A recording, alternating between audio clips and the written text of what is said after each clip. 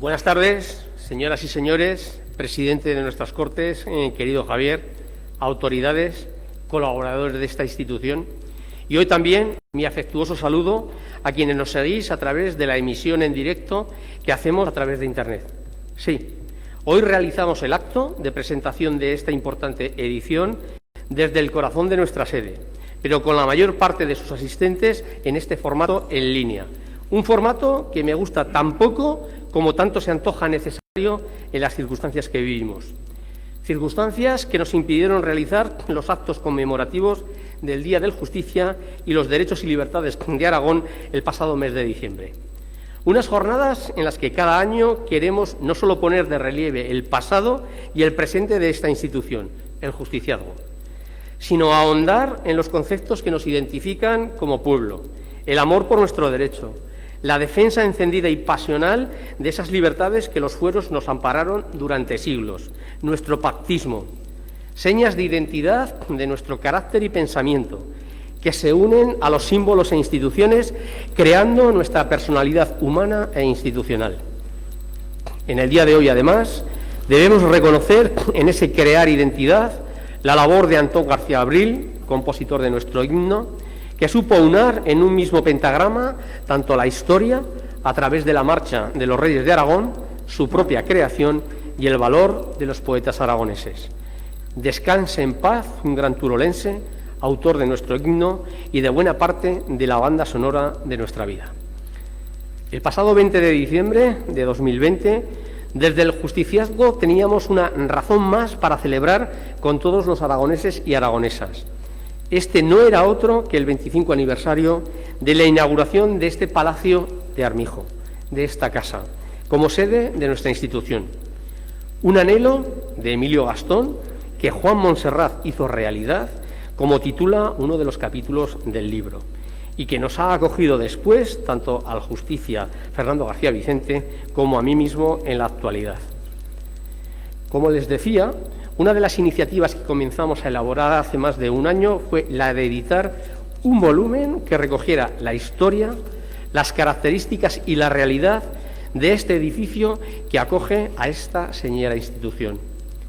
Y si bien hemos cumplido el objetivo, la pandemia nos ha impedido hacer su presentación tanto en la fecha redonda que nos ofrecía su aniversario como en las condiciones que nos gustan, es decir, con las puertas del Palacio abiertas a todos los aragoneses. Sin embargo, nos hemos propuesto reanudar muchas iniciativas paralizadas desde hace un año exacto, y todo con el fin de seguir difundiendo aquello que nos singulariza.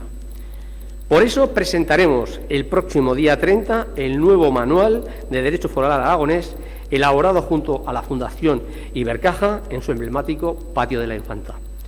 Y retomaremos de la mano de la Fundación Jiménez Abad, lo cual es decir, de la mano de nuestras Cortes de Aragón, el aplazado Foro de Derechos Ciudadanos con la mirada puesta en el medio ambiente en el mes de junio. Y hoy, por fin, presentar como merece este libro, El Justicia de Aragón, un palacio, una sede. Una obra que recoge los avatares de este histórico inmueble del barrio del Aseo hasta convertirse en sede del Justicia. Recoge fechas, describe construcciones, habla del continente, pero también del contenido. Y sobre todo, deja escrito sobre papel la nómina de personas que hicieron posible esta sede y sus 25 años de servicio. Nuestro historiador, Alex Garris, será quien nos ilustre sobre la historia de esta sede. Pero sí me gustaría, antes, de una forma somera, nombrar a personas que han sido claves en la historia reciente para que hoy podamos elevar nuestra mirada y ver esta señorial casa renacentista recuperada. Desde el alcalde Ramón J. de Baranda, que adquirió esta joya para uso de todos los ciudadanos, a la arquitecta municipal Úrsula Heredia, que tanto interés tuvo siempre en su restauración y aprovechamiento público.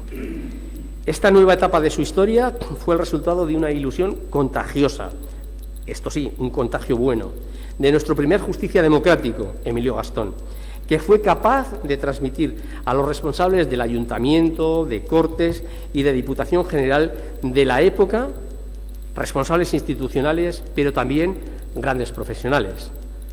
los arquitectos Isabel Elorza García y Manuel Fernández Ramírez, los restauradores de las techumbres salvadas de la piqueta de la antigua Casa de Caballería, los pintores aragoneses que a lo largo de los años han dejado su impronta en las paredes de esta casa. Y, en definitiva, todos los que han hecho de esta sede un elemento vivo en su ser y en su quehacer de cada día. Como les decía anteriormente, fue el Ayuntamiento de Zaragoza quien adquirió el edificio y posteriormente lo cedió a esta institución. Y por esto agradezco hoy, como entonces, la generosidad de nuestra capital. E igualmente hemos de agradecer el apoyo y la complicidad de nuestro Parlamento, las Cortes de Aragón.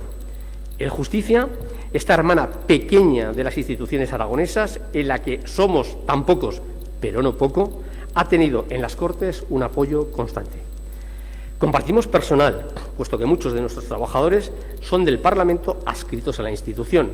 Compartimos recursos, administración, compartimos hasta la interventora, lo cual es mucho. Y eso demuestra que las instituciones aragonesas somos una familia bien avenida. Y me van a permitir que les cuente un secreto, y es que en ese compartimos en su día sede provisional, la cedida por Ibercaja en la calle San Jorge, nuevamente Ibercaja, el mismo edificio que albergó a las Cortes durante la rehabilitación de la Aljafería. Fue heredado, por así decirlo, por el justiciado. Tanto es así que en la mudanza de las Cortes a su maravillosa nueva sede se dejaron adosado al patio una réplica del escudo de la antigua Casa de los Diputados, edificio desaparecido a finales del siglo XIX, donde se hospedaban los diputados cuando venían a las sesiones de Cortes antes de los famosos decretos de nueva planta. Pues ese olvido, entre comillas, de las Cortes, lo tenemos a buen recaudo justo en esta misma planta y justo a estas mismas escaleras, ahí detrás, como posteriormente podrán ver. Si te parece bien, presidente, dejemos que esa reproducción, el original, ya lo sé, el bueno, me afirman que está en el Museo de Zaragoza. Hoy todo lo interesante está en el Museo de Zaragoza, ya lo sabemos.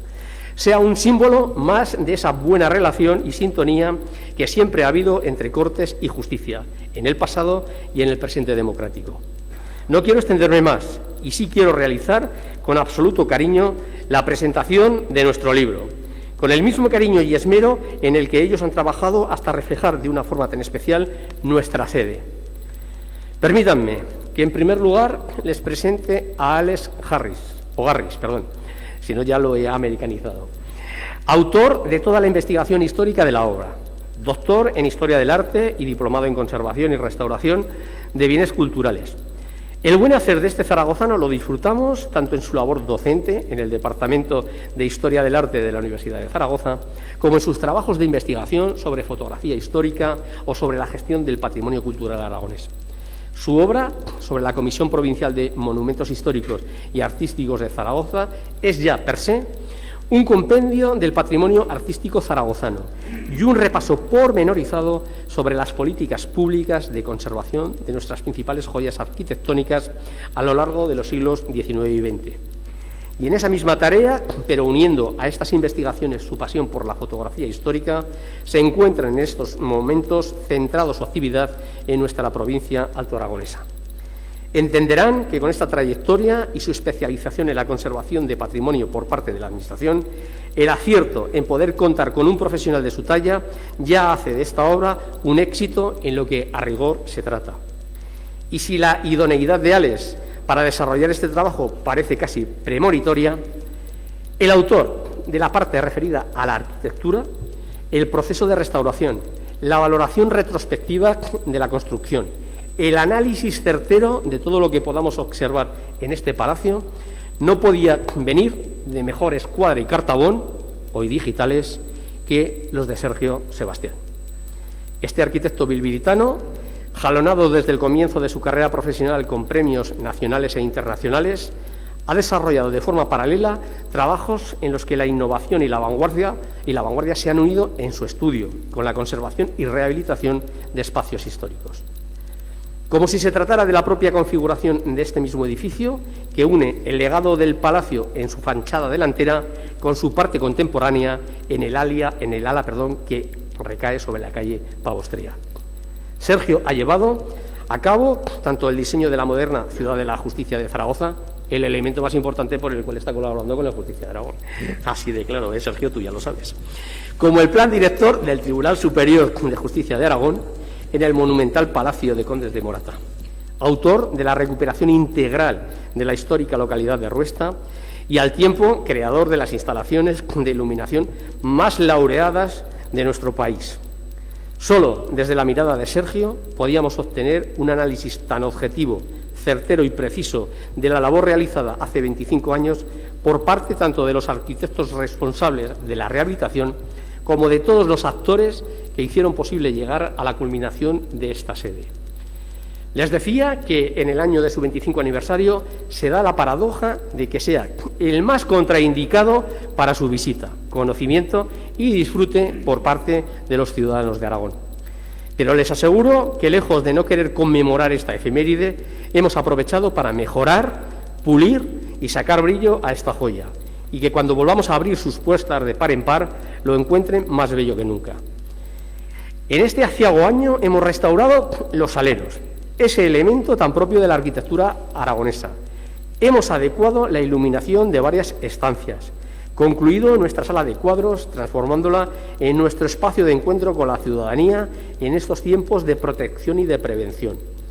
Y también hemos inventariado e identificado todos los bienes muebles, es decir, las obras de arte que, distribuidas por las diferentes instancias, son buena muestra de los autores contemporáneos de nuestra tierra. Pero, sobre todo, este 25 aniversario de nuestra sede y el 35 de la Ley Reguladora del Justicia, hemos hecho lo que el Justicia de Aragón, por obligación legal, por convicción moral y por deber histórico, tenía que hacer: estar al lado de los aragoneses y aragonesas cuando les piden ayuda. Les hablaba antes de pactismo, de nuestra sintonía con las otras instituciones aragonesas. Evocaba libertades, derecho. Quiero que mis últimas palabras hoy sean de compromiso. Compromiso para seguir promoviendo el entendimiento, el pactismo, para que nuestras actuales restricciones a derechos y libertades nos lleven de nuevo a esa normalidad de verdad en la que todos sigamos haciendo historia en esta tierra nuestra que se llama Aragón. Muchas gracias.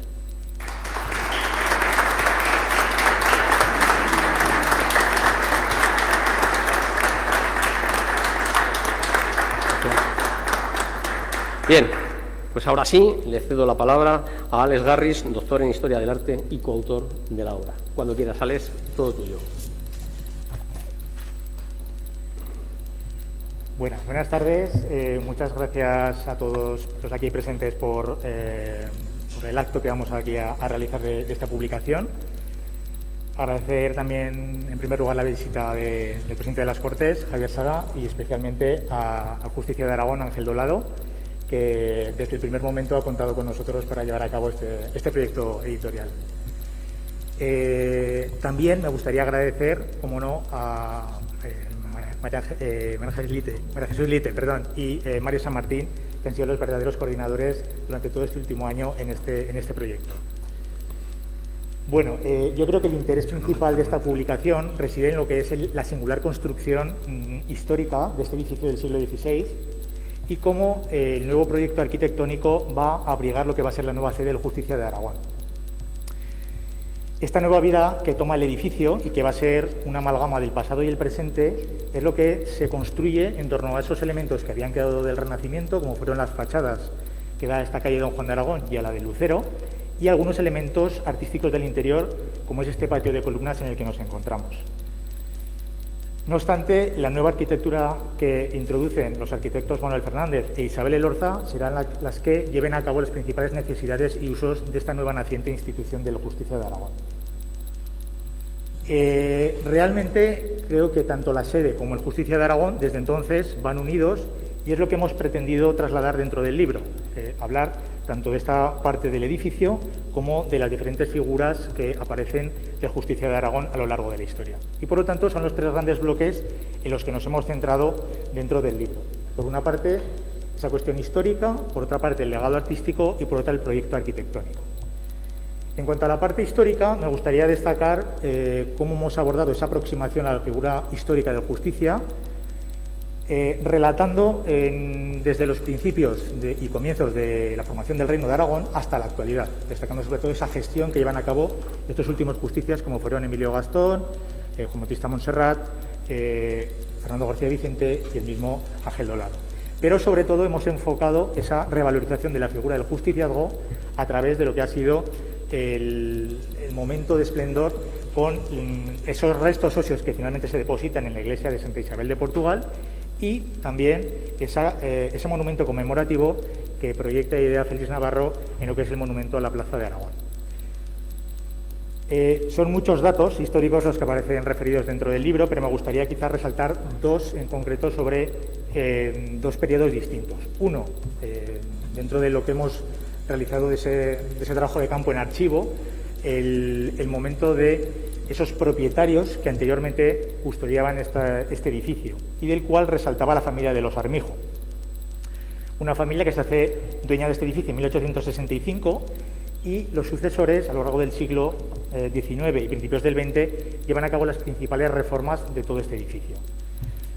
Esta documentación es muy interesante y ha sido también contrastada con uno de sus familiares que me ha prestado información y fotografías de época que aparecen reflejadas dentro del libro y que sin duda ponen un rostro a esas personas, esos personajes que aparecieron dentro de este edificio en aquella época. El otro de los hechos históricos que me gustaría resaltar es el periodo de Emilio Gastón. Digamos que es la figura de transición entre esa ruina en la que se encontraba este edificio y cómo posteriormente Juan Bautista Montserrat es el que la lleva a cabo. Yo creo que ese proceso es muy importante porque consigue personalmente involucrarse en buscar una sede en donde, aunque había puesto la mirada en este Palacio de Armijo, también busca acomodo en el Palacio Fuenclara, en el Torreón Fortea, en el Palacio de la Rinaga, incluso en la misma Aljafería. Pero finalmente se decide esta ubicación y yo creo que por una razón importante. Una, conservar lo que es este tipo de arquitecturas que es identitarias, ¿no?, de nuestras casas del Renacimiento aragonés, pero también el buscar, digamos, una forma de revitalizar toda esta zona del aseo que en su momento se encontraba degradada dentro de esos años 80. En cuanto al legado artístico, hay que decir que una vez que ese proyecto arquitectónico se pone en marcha, realmente las figuras de esos arquitectos plantean el vestir esta arquitectura con unos alfarjes que provenían de otras casas aragonesas que se habían demolido y que van a instalarse en lo que va a ser esa planta noble de aquí del edificio de la sede del Justicia de Aragón. Sin duda, estos cielos de madera serán los que posteriormente recojan todo ese legado cultural que se transmitirá a través de exposiciones, catálogos, donaciones, cesiones y obras pictóricas que aparecen recogidas dentro del libro y que os puedo citar, por ejemplo, las que son de autores aragoneses como Horus, Viola, Saura y muchos más, ¿no? Y últimamente, como también se ha trasladado a lo que son los fondos de este sótano, un legado, el de Emilio Gastón, tanto de la parte artística como literaria. Bueno, no me quiero extender más y ya en cuanto a la parte del proyecto arquitectónico le cedo la palabra a mi compañero Sergio Sebastián y pues nada, muchas gracias por la atención.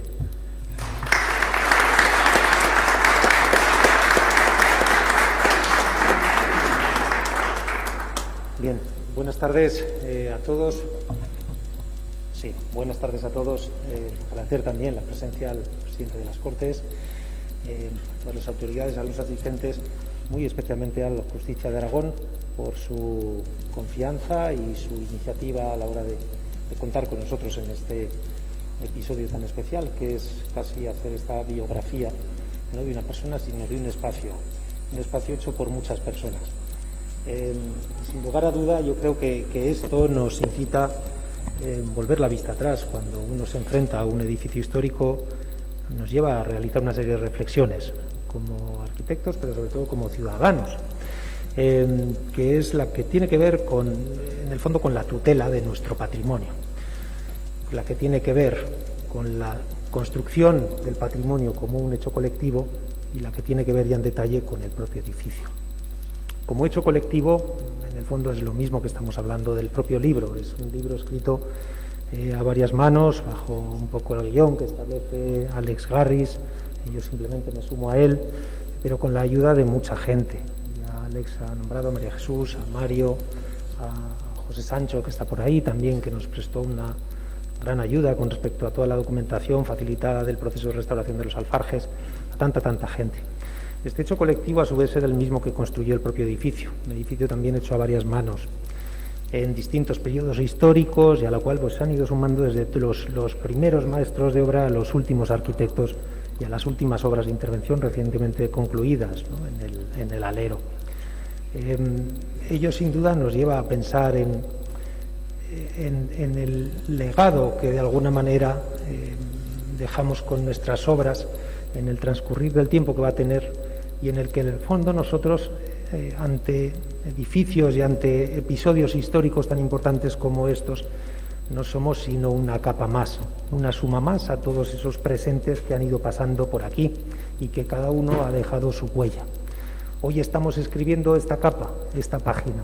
Sin duda habrá páginas futuras y sin duda ha habido páginas pasadas. Respecto a esas páginas pasadas, entraríamos en la segunda reflexión, en la tutela de nuestro patrimonio.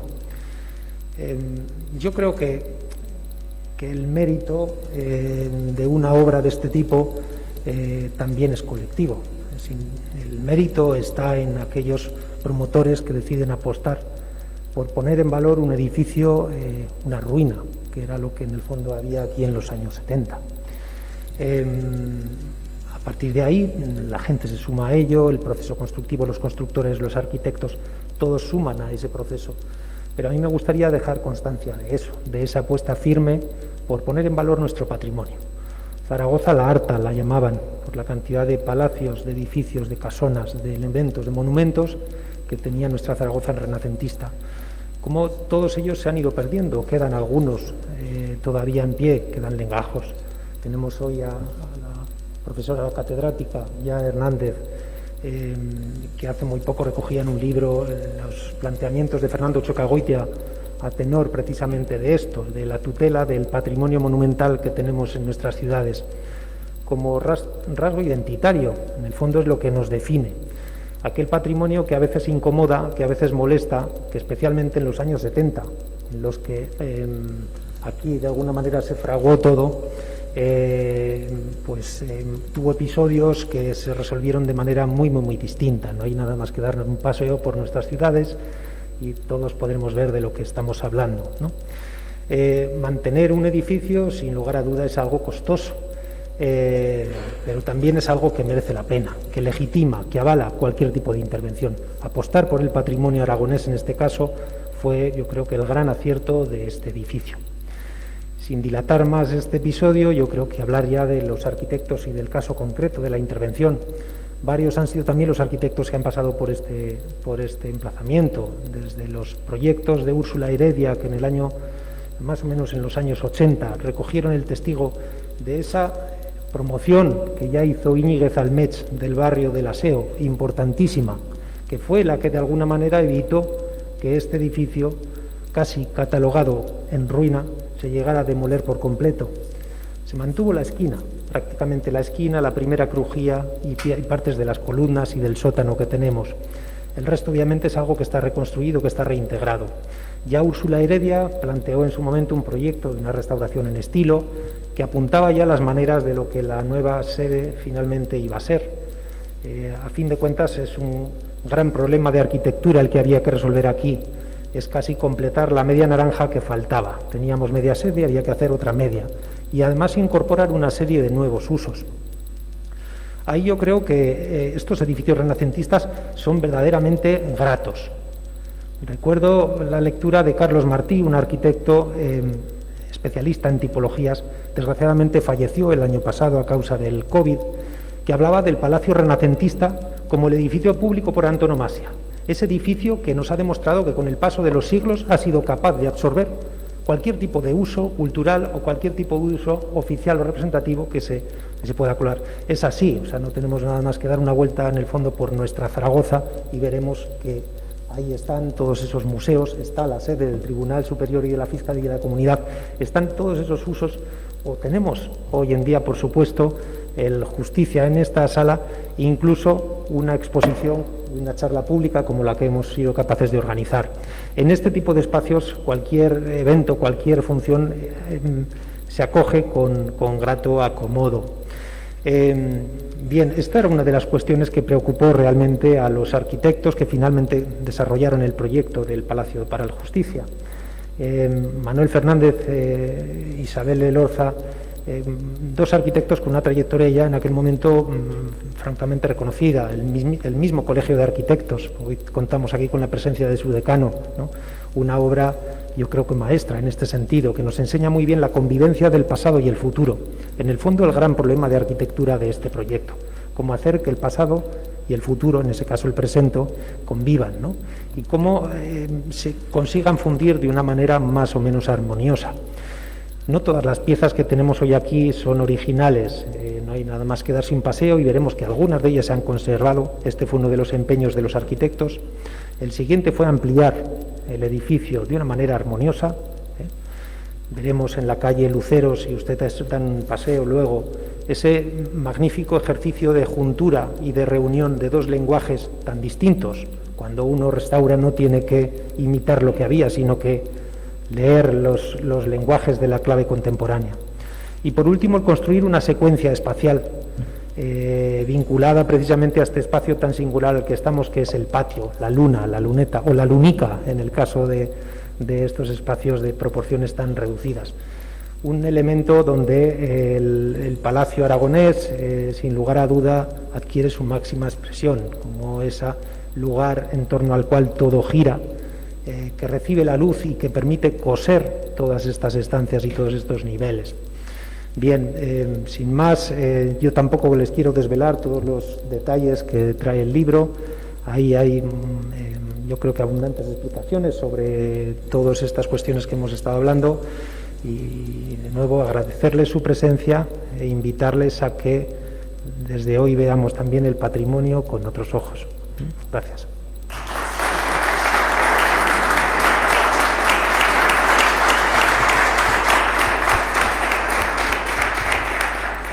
Muchas gracias, Alex. Muchas gracias, Sergio. Y con nuestro más sincero agradecimiento por su presencia en este sencillo pero emotivo momento para el justiciado, tiene la palabra y cerrará el acto don Javier Sada, presidente de las Cortes de Aragón. Gracias, Javier.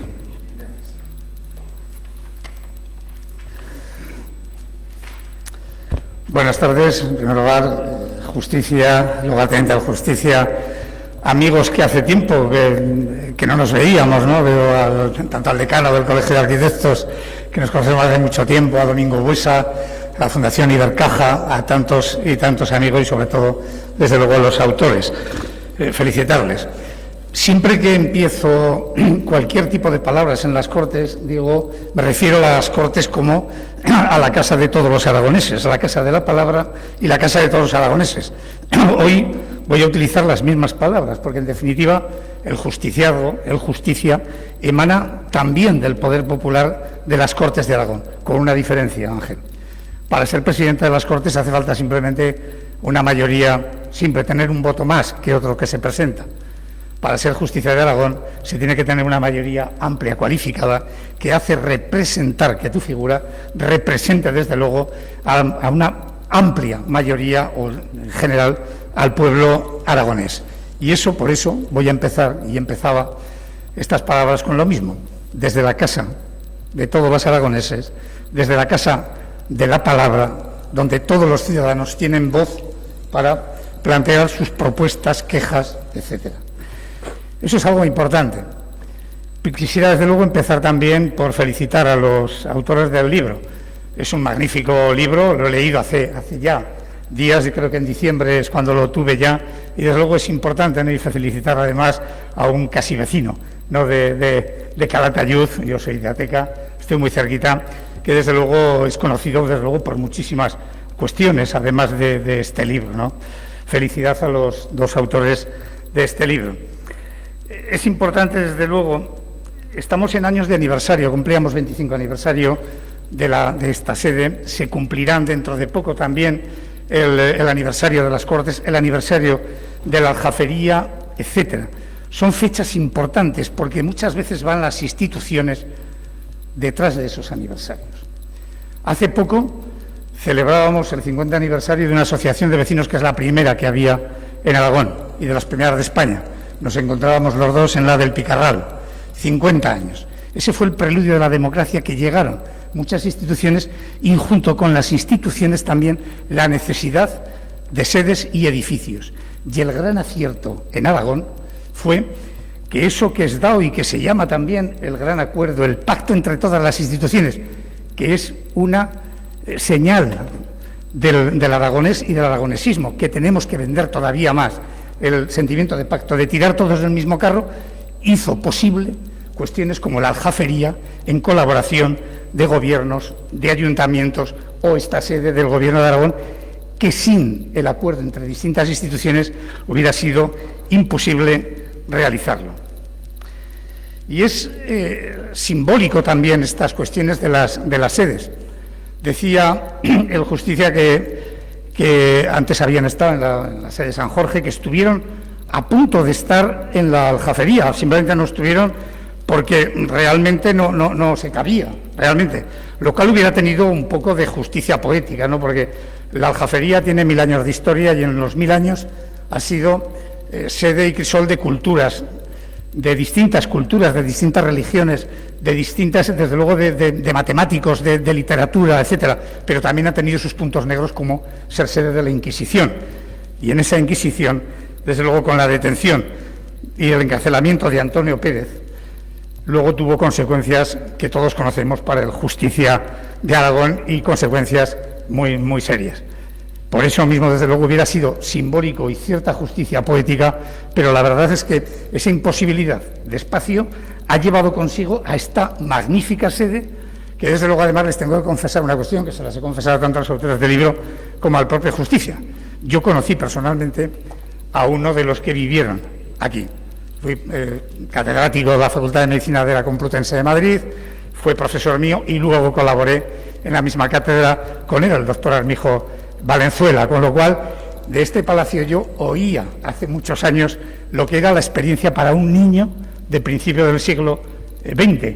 Nada parecido lo que me contaba él con la realidad que hoy vemos, ¿no? Y esa es la cuestión importante, pero la cuestión es, las instituciones tienen sede y esa institución tiene una doble responsabilidad. Primero, con lo que ha dicho el Justicia, con lo que es la propia institución. La institución de las Cortes de Aragón, representar a todos los aragoneses, facilitar un punto de encuentro, un punto de debate, de control al Ejecutivo, el Justicia, de defender aquellas solicitudes que tienen directamente desde el pueblo aragonés.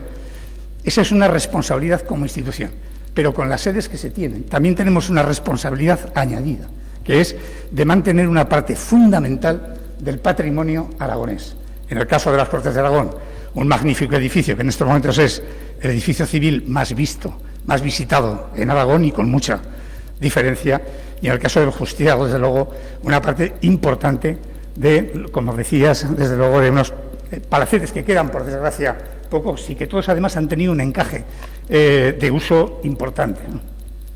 Esa es la doble responsabilidad que nos queda como instituciones, tanto en la responsabilidad de nuestra institución como en el mantenimiento del patrimonio. Y ya sin más, además de felicitar otra vez a los autores del libro, sí que volver a decir la responsabilidad, pero también la seña de identidad de los aragoneses, que también lo has dicho como Justicia. Los aragoneses somos gente de pacto, en la historia, pero no solo en la historia, sino en la realidad actual. Es fundamental que somos pocos, y si somos pocos tenemos la obligación de ponernos de acuerdo en lo fundamental. Solo desde esa forma Aragón seguirá teniendo peso en la realidad española, pero sobre todo, no solamente por tener peso en la realidad española, sino porque los ciudadanos lo que esperan de nosotros, de todos los responsables institucionales, es que en unos momentos críticos, de crisis, de problema, de miedo, de incertidumbre del futuro, al menos desde luego, perdamos el menor tiempo posible en las discusiones y el mayor tiempo posible en debatir cómo salimos de esta. Yo creo, y desde luego como presidente de las Cortes, me siento orgulloso de tener unas instituciones, unos partidos políticos, unos grupos parlamentarios, unas instituciones que en los temas fundamentales, como es el de la pandemia, hemos sabido dejar las diferencias a un lado y ponernos de acuerdo en lo fundamental. Y lo fundamental no es otra cosa más que los ciudadanos de Aragón y Aragón. Muchas gracias.